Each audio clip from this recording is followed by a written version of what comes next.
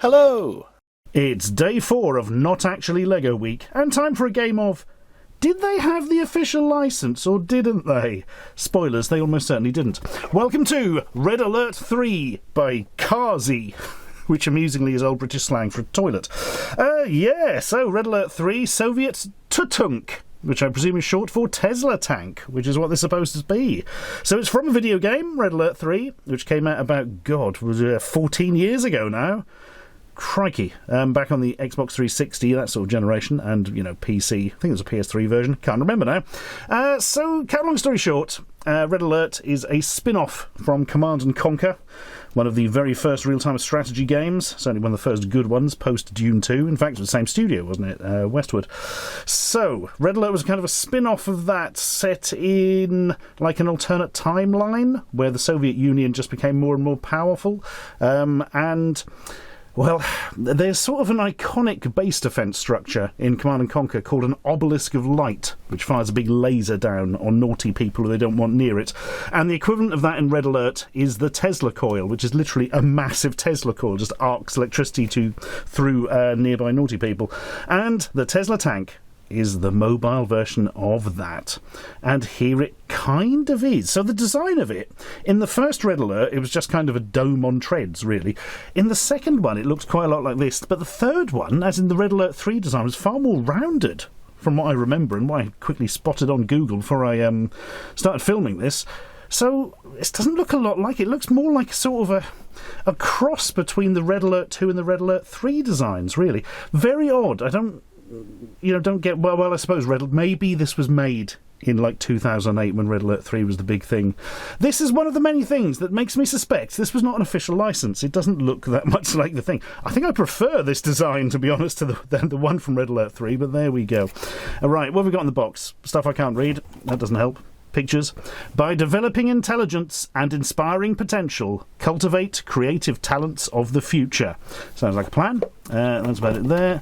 On the back, there's some other drawings of it, some descriptions of something. There's 262 plus pieces. 264? Don't know. But it's from CaillouToys.com. There you go. And on one side, they've got other readily... blimey. Nearly destroyed the camcorder there with my small bit of cardboard box. Oh, deep breaths, it's all right. It's all right. The camcorder lives another day. The sofa, though, knackered. Right. Other vehicles they were doing in this range include large helicopter. That's this, isn't it? That's the Tesla Tank. I can't tell if that's a tank or artillery. Thin tank, maybe? And big robot, evil-looking thing. Was that one of the Japanese factions robots? I don't know. They all look a bit off to me. Mind you, this one does as well, doesn't it? So I've got no real answer there. What was the kit like? Well, the pieces were good. They're very good quality, I would have said. Some of the highest quality feeling knockoff Lego pieces. However... not 100%, I'll show in a minute, but one of the pieces, for instance, had been sort of fully moulded and was partial, and they gave you 2 spares for the many, many bits you make the tank treads out of. Thank goodness they did, because 2 of them were broken. There we are. The instructions were fine, actually. They all fit on one giant poster sheet, so you can put it on your wall afterwards.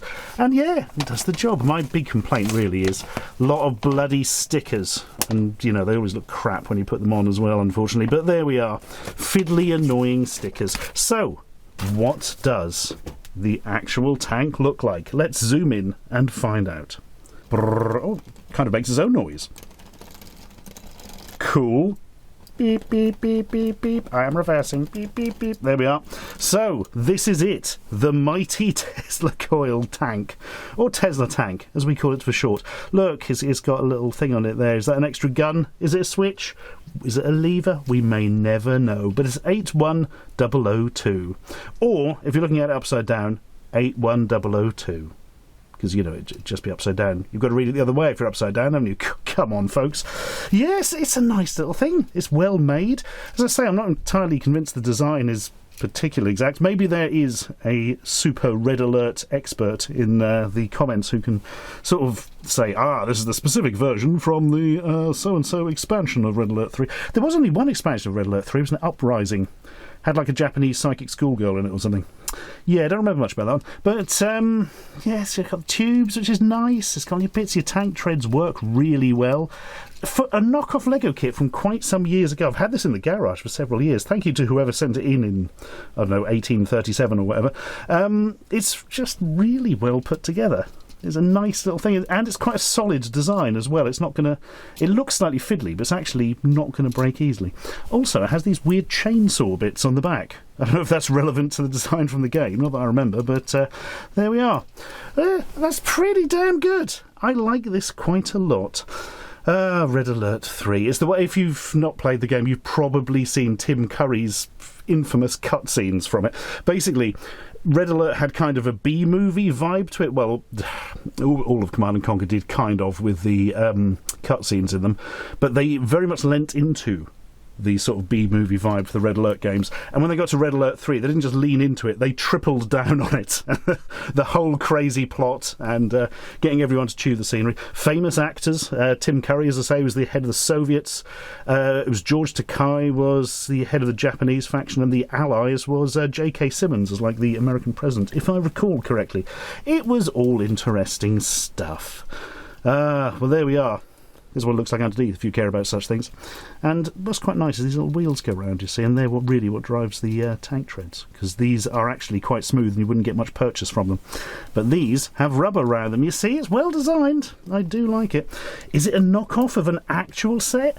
No, I'm convinced it isn't, because one, I've never seen any reference to the actual set, only this specific one, and two, it just doesn't look that much like the thing from Red Alert 3, so of course it's not any sort of official thing. But there we are. Let's zoom in a little bit more.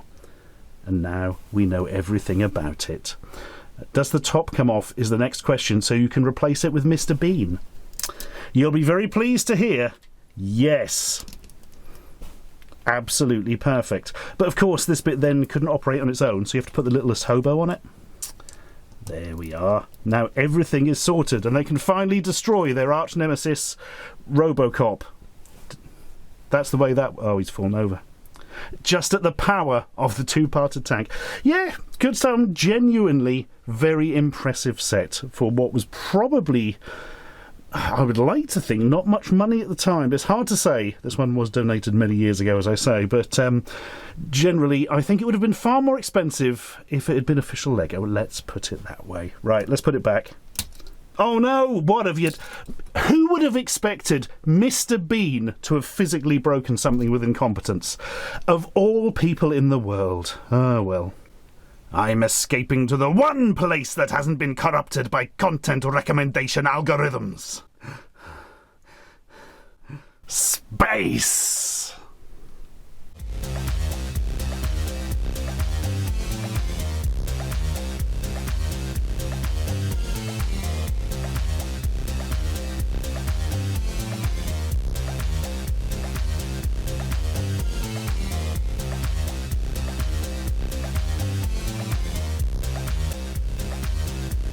Subscribe for more.